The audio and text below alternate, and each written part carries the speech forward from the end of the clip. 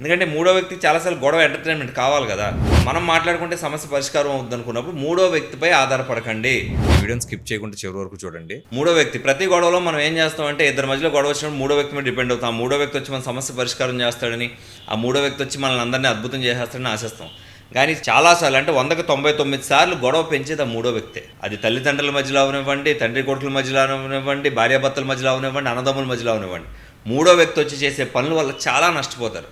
అది ఎలా ఉంటుందంటే, ఒక కొంగ ఒక చిన్న కొలం దగ్గర నుంచి ఉంటుంది. ఆ కొలంలో ఉన్న చేపలన్నీ కూడా ఐకమత్యంగా చాలా కలిసిమెలిసి చాలా అందంగా ఉంటుంటాయి అనమాట. ఈ ఐకమత్యంగా అందంగా ఉన్న చేపలను చూసి అది ఏమనుకుంటుంది, వీళ్ళందరూ ఇంత ఐకమత్యంగా బలంగా ఉన్నంతసేపు కూడా నేను ఈ చెరువులో ఉన్న చేపలను తినలేనని చెప్పేసి ఆ కొంగ ఏం చేస్తుందంటే, ఈ చెరువు త్వరలో ఎండిపోబోతుంది, పక్కన చాలా పెద్ద చెరువు ఉంది, మీరు నేను స్నేహితులు అని మీరు నమ్మితే కనుక ఒక్కొక్క చేపని తీసుకెళ్ళి నేను ఆ చెరువులో వదిలేస్తానని చెప్తుంది. పాపం ఈ చేపలన్నీ మాట్లాడుకుని ఈ మూడో వ్యక్తి, చేపలైన ఒక కుటుంబం అనుకుంటే ఈ మూడో వ్యక్తిని నమ్ముతారు అనమాట. నమ్మి సరే అని చెప్పేసి ఆ కొంగ దగ్గరికి వెళ్ళి, సరే మేము రోజుకి 2 చొప్పున వస్తాం, మమ్మల్ని తీసుకెళ్లి ఆ రెండో చెరువులో వదిలేయాలంటే అలా రెండేసి చేపలు చొప్పున రోజు తీసుకెళ్లి ఇది హ్యాపీగా తినేసి ఎంజాయ్ చేస్తుంటుంది. ఎందుకంటే మూడో వ్యక్తికి చాలాసార్లు గొడవ ఎంటర్టైన్మెంట్ కావాలి కదా. సో ఇలా తినేసి ఎంజాయ్ చేస్తుంటే లాస్ట్కి చెరువులో చేపలన్నీ అయిపోతాయి. ఒక పేద పాపం చెరువులో చేపలన్నీ ఏమైపోయినాయని చెప్పి కొంగ దగ్గరికి వెళ్ళి నన్ను కూడా ఆ చెరువులో తీసుకెళ్ళవని అడుగుతుంది.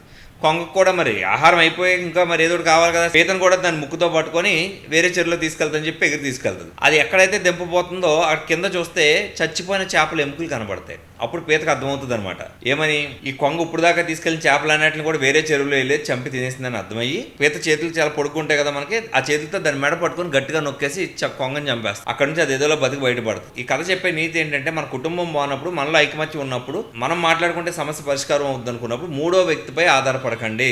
ఆ వ్యక్తి ఏం చేస్తాడో తెలుసా, మన దగ్గరకు వచ్చి వాళ్ళ కోసం అలా చెప్పారు, వీళ్ళని కోసం అలా చెప్పారని చెప్పి ఇద్దరి మధ్యలో తగాద పెంచేస్తుంటాడు. అదే కాకుండా ఇంకోటి ఏం చేస్తాడు, నువ్వెందుకు వాళ్ళ మాట వింటున్నావు, వాళ్ళని మాట విన్నప్పుడు నువ్వెందుకు వాళ్ళకి సహకరిస్తున్నావు, వాళ్ళని సహకరించినప్పుడు అని చెప్పే మాటలకి గొడవ అలా పెద్ద అయిపోద్ది అనమాట. కుటుంబాలు విడిపోతాయి. ఎప్పుడైనా గొడవ వచ్చినప్పుడు ఫస్ట్ ఇద్దరు వ్యక్తులు కూర్చొని మాట్లాడుకోండి.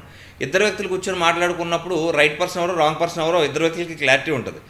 రాంగ్ పర్సన్ ఒకవేళ మీ మాట వినకపోతే అప్పుడు మూడో వ్యక్తి కోసం ఆలోచించండి. ఆ వ్యక్తి సరైనోడైతే యాక్సెప్ట్ చేయండి తప్ప గొడవ మొదలవడం మూడో వ్యక్తిని తీసుకొచ్చాడు పెట్టి అనవసరంగా కుటుంబాలు పాడు చేసుకోకండి. మూడో వ్యక్తిని పెంచి పోషించకండి. వాడి ఎంటర్టైన్మెంట్ కోసం మన కుటుంబాన్ని నాశనం చేసేస్తాడు. చాలా పెళ్లి చూపులో కూడా మూడో వ్యక్తిని తీసుకొస్తే ఆడే పెళ్లి తగలేస్తాడు. Please like, share and subscribe Giant Media AP and Telangana.